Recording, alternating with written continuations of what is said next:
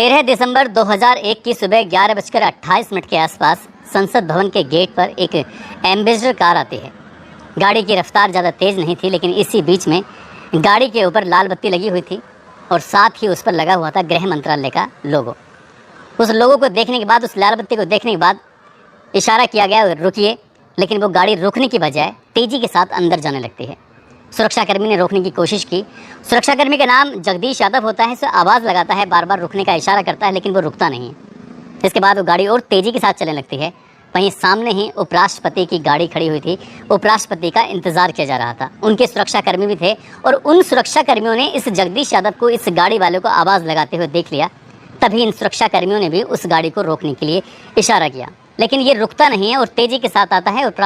उपराष्ट्रपति की गाड़ी से भिड़ंत हो जाती है, टक्कर हो जाती है और गाड़ी रुक जाती है। जैसे ही गाड़ी रुकती है, गाड़ी के चारों खिड़कियां खुलती हैं और उसमें से 5 आतंकवादी निकलते हैं। और जैसे ही 5 आतंकवादी निकलते हैं, उनके हाथों में AK-47 होती है। उनके पीठ पर बैग लटके हुए थे और उन्होंने अंधाधुंध गोलियां चलानी शुरू कर देते हैं। सबसे पहले वो सुरक्षा गार्ड मारा जाता है जो सुरक्षा गार्ड ने रोकने की कोशिश कर रहा था। तभी उपराष्ट्रपति की सुरक्षा में लगे हुए जो अधिकारी थे, पुलिस ऑफिसर थे, उनको गोली मारी जाती हैं। इसी बीच में एक महिला हेड कांस्टेबल होती है, वो अलार्म बजाती है, ख़तरे का अलार्म, उसको भी गोली मार दी जाती है। धीरे धीरे करके उन्होंने 9 लोगों की हत्याएं कर दी, उनको शहीद कर दिया। 17 घायल हो जाते हैं और इसी बीच में एक आत्मघाती हमला होता है। बहुत ज़ोर का धमाका होता है, उसमें एक आतंकवादी भी मारा जाता है। लेकिन ये दुनिया के सबसे बड़े लोकतंत्र के मंदिर पर हमला हुआ था। बात बाहर निकलती तो जाहिर सी बात है कितनी बदनामी वाली बात थी, लेकिन ये बात छुपने वाली थी भी नहीं। सुरक्षाकर्मियों ने चारों तरफ से मुश्तरी दिखाते हुए 45 मिनट तक लगातार दोनों तरफ से फायरिंग हो रही थी, गोलियां चल रही थी। लगातार ये माहौल इतना ज़्यादा ख़राब हो चुका था, हर कोई अपनी जान बचाने की कोशिश कर रहा था। संसद भवन के अंदर 100 सांसद प्लस मंत्री मौजूद थे। उस वक्त प्रधानमंत्री अटल बिहारी वाजपेयी और विपक्ष की नेता थी सोनिया गांधी।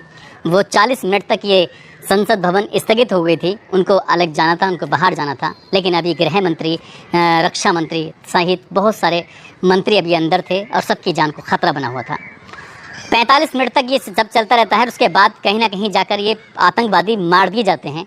जब मार दिए जाते हैं, उसके बाद फिर हर किसी की ज़ुबान पर एक ही बात थी कि आखिरकार ये हमला किया किसने है और किसने इस हमले को कराया है। तभी इस हमले के पीछे एक नाम सामने आता है। वो नाम था मोहम्मद अफजल गुरु। आज कहानी मोहम्मद अफजल गुरु की है। जब इस आतंकवादी को फांसी पर चढ़ाया जा रहा था, तब एक जेलर अपनी आंखों से आंसू बह रहे थे। न केवल वो वहाँ रोता है, बल्कि अपनी बेटी, अपनी पत्नी के गले लग कर भी काफ़ी देर रोता रहता है। एक आतंकवादी के लिए उसकी आंखों में कैसे आंसू आ गए, आज कहानी इसी बात के ऊपर। आज की जो सच्ची घटना मैं आपको सुनाने जा रहा हूँ, ये सच्ची घटना है राष्ट्रीय राजधानी क्षेत्र दिल्ली की। दरअसल दिल्ली में संसद भवन पर हमला होता है और उसके जो आरोपी होता है मोहम्मद अफजल गुरु, उसकी फांसी लगातार टल रही थी। पहले राष्ट्रपति APJ अब्दुल कलाम इस मामले को गंभीरता से नहीं ले रहे थे, ना उन्होंने देखने की कोशिश की। उसके बाद में फिर राष्ट्रपति प्रतिभा देवी सिंह पाटिल बनती हैं, उन्होंने भी इसे देखने की कोशिश नहीं की। लेकिन तभी राष्ट्रपति प्रणब मुखर्जी लगभग 33 दया याचिकाओं की सुनवाई करते हैं और 33 दया याचिकाओं की सुनवाई के दौरान 2 ऐसे अपराधी होते हैं जिनकी सज़ा को पूरी तरह से माफ़ कर दिया जाता है। बाकी 31 दया याचिकाओं की वो खारिज कर देते हैं और कह देते हैं कि इनको फांसी चढ़ाइए। लेकिन उनमें एक ऐसी दया याचिका थी मोहम्मद अफजल गुरु की, जिसकी जो भी चांसेस थे वो पूरी तरह से ख़त्म हो चुके थे। उसके पास अब कोई बचाव के लिए कोई रास्ता नहीं था।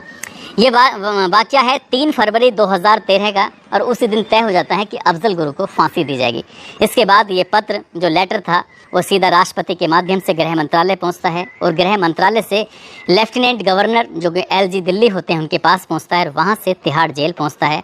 ये फांसी का जो ऑर्डर था उसमें तेज़ी आ जाती है, क्योंकि एक दिन में ही ये ऑर्डर लगातार बहुत तेज़ी के साथ आगे चल रहा था।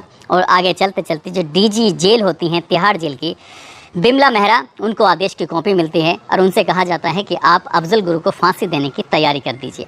अब अफजल गुरु को फांसी देने की तैयारी करने का मामला था। जेलर सुनील गुप्ता को इस फांसी का इंचार्ज बनाया गया था, उन्हें पूरी तैयारी करनी थी। 3 फरवरी को उन्हें आदेश मिल जाता है और उसके बाद फिर आदेश मिलने के बाद ये लगातार इसमें आगे की कार्रवाई चलना शुरू हो जाती है कि आखिरकार इसको कब फांसी दी जाएगी, कैसे दी जाएगी। दरअसल जब फांसी दी जाती है तब एक डेथ वारंट होता है, उस पर सिग्नेचर किए जाते हैं, और डेथ वारंट वहाँ होता है जहाँ निचली यानी कि लोअर अदालत जो होती है, लोअर कोर्ट जो होता है, जहाँ पर फांसी की सज़ा सुनाई जाती है। वहाँ पर जाते हैं वो जज के पास, और जज के पास जाने के बाद उनसे कहते हैं कि ऐसे से राष्ट्रपति ने इनकी फांसी की सज़ा को खारिज कर दिया है, फांसी देनी ही है, अब आप तारीख मुकर्रर कर दीजिए। अब तारीख निकल के आती है 8 फरवरी 2013 की, और जैसे ही उस पर तारीख लिखने की तैयारी थी तभी वो जेलर साहब कहते हैं कि साहब आप 8 फरवरी की डेट मत दीजिए, क्योंकि उस दिन जुमे का दिन है, और जुमे के दिन होने की वजह से ऐसा ना हो कश्मीर में दंगे भड़क जाएं, कश्मीर में लोग सड़कों पर उतर जाएं, पूरे देश में हालत ख़राब हो जाए।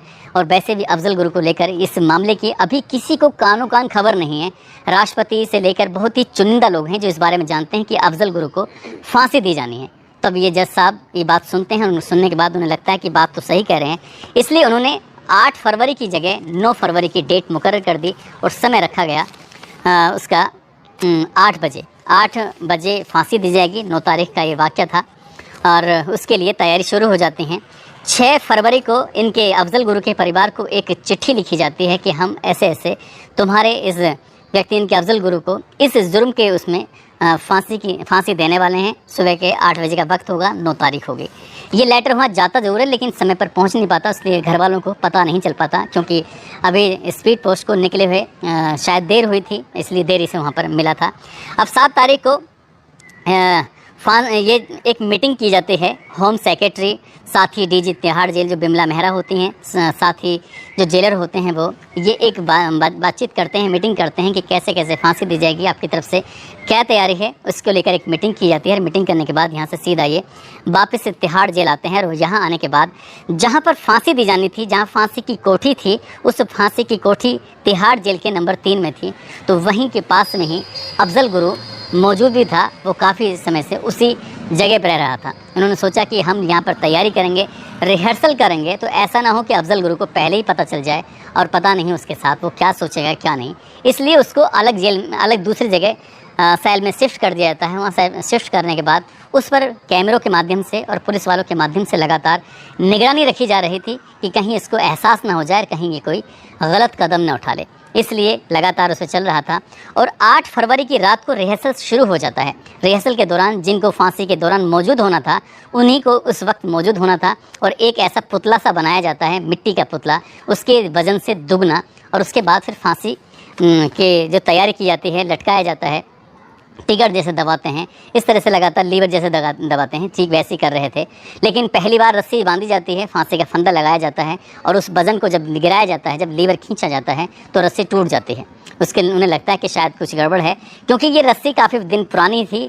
बिहार के बक्सर जेल में तैयार की गई रस्सी को जो वहाँ उससे फांसी देने के लिए मंगवाया गया था, पहली बार रिहर्सल में वो रस्सी टूट जाती है। फिर दूसरी बार रिहर्सल करते हैं, दूसरी बार भी रस्सी टूट जाती है।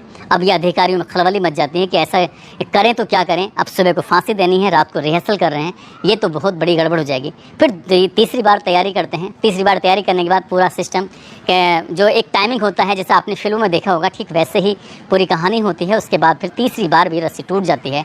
अब अधिकारियों के होश फाख्ता हो जाते हैं, करें तो क्या करें। चौथी बार फिर कोशिश करते हैं, और चौथी बार जब कोशिश की जाती है तो उसके बाद भी रस्सी टूट जाती है।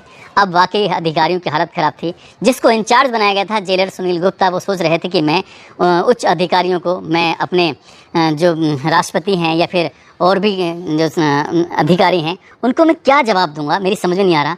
यहाँ पर ये थर थर से कांपने लगते हैं, परेशान होने लगते हैं, जबकि इन्होंने अपने 35 साल के करियर में 8 ऐसे आतंकवादियों को, ऐसे अपराधियों को, चाहे वो रंगा बिल्ला हो, चाहे वो इंदिरा गांधी के हत्यारे हों, ऐसे 8 अपराधियों को फांसी पर चढ़वा चुके थे। उनके आंखों के सामने ये हो चुका था। लेकिन अफजल गुरु की जो कोशिश कर रहे थे उसमें लगातार रस्सियाँ टूट रही थी, तो इन्हें बड़ा अफसोस हो रहा था, चिंता हो रही थी, करेंगे तो कैसे करेंगे। फिर आखिरकार जब 5वीं बार कोशिश की जाती है तो 5वीं बार वो रस्सी नहीं टूटती है, तब इनकी जान में जान आती है। और उसके बाद फिर ये पूरी तैयारी करके अब यहाँ से इंतज़ार कर रहे थे दिन निकलने का। अब जैसे ही दिन निकलता है ये अकेले पहुँचते हैं। सुनील गुप्ता इनके जेलर साहब उसमें जिस बैरक के अंदर ये अफजल गुरु बंद होता है। और अफजल गुरु को जगाने से पहले ही वो जागा हुआ था, बैठा हुआ था। और जैसे ही बहुत सुबह सुबह अफजल गुरु ये सुनील गुप्ता को देखता है, जेलर साहब को देखता है। जेलर साहब को देखते ही वो कहता है कि अच्छा, आज हमारी फांसी का दिन तय हो चुका है क्या। जैसे ही ये बात जेलर साहब सुनते हैं तो जेलर साहब को बड़ा आश्चर्य होता है। वो कहते हैं कि तुम्हें कैसे पता, तुम्हें कैसे मतलब इस बात का इल्म हुआ। उन्होंने कहा कि साहब, अभी तक तो इतने सालों में हुआ नहीं है कि मुझे वहाँ से निकाल के अलग दूसरी सेल में शिफ्ट कर दिया गया है। पूरी रात मुझ पर निगरानी रखी गई है, तो मुझे बिल्कुल ऐसा अंदाज़ा हो चुका था कि आज शायद मेरा दिन आखिरी दिन है, अंतिम दिन है। जब ये जेलर साहब ने ये बात सुनी तो उन्हें बड़ा एकदम झटका लगा, क्योंकि वो एक ऐसा ऑर्डर लेके गए थे कि हम तुम्हें आज फांसी के फंदे पर चढ़ाने वाले हैं, ये बताने के लिए गए थे। लेकिन उसको पहले से अंदाज़ा हो चुका था। तभी वो कहते हैं कि अब चाय पियोगे? तो अफजल गुरु कहता है कि हाँ, मैं चाय ज़रूर पीऊँगा। चाय आती है, चाय बनने के बाद और चाय पी जाती है। और चाय जब पी जा रही थी तो अफजल गुरु के साथ और भी अधिकारी मौके पर मौजूद होते हैं। जब मौके पर मौजूद थे तो यहाँ पर चाय पीने के बाद तभी ये कहता है कि साहब, मैं आतंकवादी नहीं हूँ और मैंने कोई ऐसा गलत काम नहीं किया है जिसे मुझे आतंकवादी बना दिया गया है। मैंने आज तक सच का साथ दिया है, मैंने ईमानदारी की लड़ाई लड़ी है, भ्रष्टाचार के खिलाफ लड़ाई लड़ी है। वो कहते हैं कि ये सब बताने से अब क्या फ़ायदा, अब कुछ देर बाद तो तुम्हें फांसी होने वाली है। उसने कहा कि साहब, मैं आखिरी बार अपनी मन की बात, अपनी दिल की बात करना चाहता हूँ। तभी पूछते हैं कि तुम अपने परिवार को कुछ संदेश देना चाहते हो तो बताओ। तो परिवार को संदेश दिया जाता है। उसमें कहा जाता है कि अल्लाह ने जो मेरा एक वक्त था मुकर्रर कर दिया है, अब शायद मुझे जाना ही होगा, मैं जा रहा हूँ। तुम परेशान मत होना, बेटे को अच्छे से पढ़ाना लिखाना, उसे कामयाब इंसान बनाना, लेकिन मेरी मौत का बिल्कुल अफसोस मत करना। साथ ही कहे ये लोगों को मैसेज देना कि कोई इस बात पर कोई बवाल ना करे। उर्दू में लिखा हुआ पत्र ये दिया जाता है। और तभी एक और शर्त रखी जाती है कि जेलर साहब, जब मुझे फांसी पर चढ़ाया जाए तो मैं तुम्हारी आंखों में आंखें डालकर देखना चाहता हूँ, तुम्हें मैं महसूस करना चाहता हूँ। जेलर साहब पहले से ही उसकी बातों को सुनकर थोड़ा सा भावुक से हो चुके थे। उनकी आंखों में कुछ आंसू थे, इमोशनल होने को थे। लेकिन जब उन्होंने ये शर्त रखी तो उन्होंने कहा कि जब तुम फांसी पर चढ़ोगे तो उस वक्त तुम्हारी आंखों, तुम्हारे चेहरे पर काला कपड़ा होगा, तुम मुझे देख भी नहीं पाओगे। तो कहते हैं कि उस टाइम मेरे आंखों पर काला कपड़ा होगा, लेकिन जब मुझे यहाँ से उस जगह पर लेके जाया जाएगा जहाँ पर फांसी पर चढ़ाया जाएगा, तो उस वक्त तो मेरे पास कपड़ा नहीं होगा, तब तक तो मैं आपको देख ही सकता हूँ। तभी उसने एक और चाय की डिमांड की। जब एक और चाय की डिमांड करता है तो चाय वाला जा चुका था, क्योंकि ये बात काफ़ी देर पहले हो चुकी थी। अब उसे वहाँ से बुलाना तो और काफ़ी देर हो जाती, क्योंकि टाइम जो था वो लगभग नज़दीक आ चुका था। चाय का मसला हो नहीं पाता, उसकी जो चाय की इच्छा थी वो पूरी हो नहीं पाई। इसके बाद सिपाही इसको जब पकड़ के ले जा रहे थे, तभी चाहे डीजी जेल हो या फिर ये जेलर साहब हों या और अधिकारी हों, जब चल रहे थे तो लगातार अफजल गुरु उनकी आंखों में आंखें डालकर देख रहा था। और तभी एक गाना शुरू होता है। ये गाना अफजल गुरु खुद गा रहा था। एक फिल्म आई थी 1966 में, बादल। उस फिल्म में हीरो थे संजीव कुमार और उनके ऊपर एक गाना फिल्माया गया था। इस गाने के अगर बोल की मैं बात करूँ तो गाने के बोल थे, खुदगर्ज दुनिया में ये इंसान की पहचान है, जो पराई आग में जल जाए वो इंसान है, अपने लिए जिए तो क्या जिए, तू जी ए दिल ज़माने के लिए। ये गाना लगभग 4 मिनट 17 सेकंड के आसपास का गाना है। और इस गाने को अफजल गुरु पूरा गाता है। जो उसके आसपास होते हैं वो भी इस गाने को साथ साथ गुनगुना रहे थे, गा रहे थे। जब गाना कंप्लीट हो जाता है तो इसको फांसी के फंदे के पास लेके जाते हैं। और फांसी के फंदे के पास ले जाने के बाद चेहरे पे काला कपड़ा लगाया जाता है। उस दिन इत्तेफाक की बात ये थी, जल्लाद भी नहीं था, लेकिन ये किसी पुलिस ऑफिसर के साथ ये काम करना था। इसके लिए जो तकनीकी व्यवस्थाएं थी वो पूरी हो चुकी थी, क्योंकि उसके बाद में ये तय हुआ था कि आगे जो किसी को फांसी दी जाएगी तो जल्लाद का होना बेहद ज़रूरी था, क्योंकि जो 2 जल्लाद थे वो ख़त्म हो चुके थे। इसलिए किसी पुलिस ऑफिसर ने ही इसका टिगर दबाया था। अब इसे फांसी पर लटकाया जाता है। कुछ देर के बाद जब टिगर दबाया जाता है 2 घंटे तक वो शरीर लटका रहता है। और उसके बाद डॉक्टर उसे डेथ क्लियर घोषित कर देता है कि अब अफजल गुरु इस दुनिया में नहीं रहा, वो मर चुका है। उसकी लाश को उतारा जाता है। और कुछ देर पहले जो व्यक्ति बातचीत कर रहा था और वो इस बिल्कुल पूरी तरह शांत हो चुका है, उसकी आंखें बंद हो चुकी हैं, वो बोल नहीं सकता, खामोश हो चुका था। जेलर साहब उसे लगातार जब देख रहे थे, देखते देखते वो भावुक से होने लगते हैं। यहाँ से घर जाने के बाद जब पूरी कहानी अपनी बेटी और अपनी पत्नी को बताते हैं तो वहाँ बताने के बाद रोने लगते हैं अपनी बेटी और पत्नी से लिपट कर। जब रोने लगते हैं, वो गाना जो गाया गया था उस गाने को बार बार वो यूट्यूब के माध्यम से सुन रहे थे, कई बार भावुक हो जाते हैं। तब उन्होंने जब रिटायर होते हैं, रिटायरमेंट के बाद उन्होंने एक किताब लिखी थी, 8 फांसियों का उसमें जिक्र किया गया है। 8वीं फांसी जो थी अफजल गुरु की, उसका भी जिक्र किया गया है, जिसका नाम ब्लैक बारंट के नाम से उसकी किताब लिखी है। और उस किताब में जब इस कहानी का हवाला दिया गया तो लोगों को बड़ा ऐसा लगा कि अफजल गुरु के बारे में अभी हाल ही में एक टीवी उस पर यूट्यूब पर उनका एक इंटरव्यू चल रहा है, उस इंटरव्यू काफ़ी वायरल हो रहा है। उसमें जब उन्होंने ये कहानी फिर से दोहराई, फिर से बताई, तो लोगों को ऐसा लगा कि अफजल गुरु का महिमा मंडन करने की कोई ज़रूरत नहीं थी। लेकिन थोड़ा सा हम इस अफजल गुरु के बारे में बताने की कोशिश करेंगे। तो वो कश्मीर के सोपोर का रहने वाला था और वहीं से उसने हाई स्कूल की शिक्षा प्राप्त की, उसके बाद इंटर किया, साथ ही उसने फिर MBBS भी किया। और MBBS करने के बाद वो दिल्ली आता है, लगभग 7 साल तक दिल्ली में रहता है। DU से उसने पढ़ाई की थी और यहीं पर अपना खर्च निकालने के लिए वो बच्चों को ट्यूशन दिया करता था, ट्यूशन पढ़ा करता था। लेकिन बताते हैं कि जब वो MBBS कर रहा था तभी आतंकवादियों के संपर्क में आ जाता है और आतंकवादियों के संपर्क में आने के बाद एक बार पाकिस्तान भी जाता है, वहाँ जाकर ट्रेनिंग लेता है और ट्रेनिंग लेने के बाद वहीं से सीखता है। और एक बाबा गाजी करके होता है जो कि लश्कर तैयबा का आतंकवादी होता है। उस आतंकवादी से वो ट्रेनिंग लेता है और साथ ही जो पाकिस्तान से 5 आतंकवादी आते हैं और उन 5 आतंकवादियों की बात करें तो एक का नाम मोहम्मद होता है, एक का नाम हैदर होता है, राणा होता है, राजा होता है और हमजा होता है।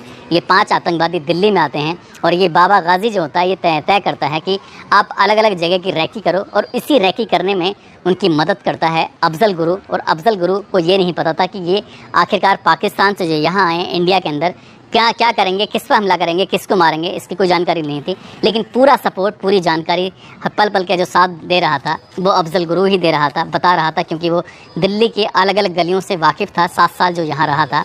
इन आतंकवादियों ने ये तय कर लिया था कि हमें संसद भवन पर हमला करना है और संसद भवन पर हमला करने के लिए इन्होंने गाड़ी का, इन सब चीज़ों का इंतज़ाम किया। और इंतज़ाम करने के बाद ये हमला करते हैं और वहाँ 9 पुलिसकर्मियों को शहीद कर देते हैं, जिसमें सुरक्षाकर्मी भी होते हैं। 17 लोग घायल हो जाते हैं। और ये मामला जब इसकी जांच पड़ताल की जाती है तब अफजल गुरु का नाम सामने आता है। और अफजल गुरु का नाम सामने आने के बाद एकमात्र टीवी रिपोर्टर हैं शम्स ताहिर खान, जो आज तक पर क्राइम की रिपोर्ट देते हैं। उन्होंने इस व्यक्ति का, अफजल गुरु का, एक इंटरव्यू भी किया था और इंटरव्यू के दौरान इसने बिल्कुल स्वीकार किया कि इसने कहाँ पर ट्रेनिंग ली है, किस किस से ट्रेनिंग ली है, इसका उस्ताद कौन है, इसका गुरु कौन है और किसके कहने पर ये सब काम किया था। इसलिए इसने गलत किया था और गलत काम का कहते हैं कि गलत ही अंजाम होता है। इसका जो उस्ताद होता है जिसके अंडर में इसने ट्रेनिंग ली थी, गाजी बाबा, जिसको 30 अगस्त 2003 में जैसे मोहम्मद का वो कमांडर होता है, उसको श्रीनगर में मुठभेड़ होती है, मुठभेड़ में उसको ढेर कर दिया जाता है। और बाकी जो ये आतंकवादी थे इसमें मोहम्मद, हमजा, हैदर, राणा और राजा, ये इसके संपर्क में थे और ये सभी के सभी पाकिस्तानी थे। और जब ये हमला हुआ था उससे पहले संपर्क में होने के साथ साथ इसके सामने ही बातचीत क्या करते थे।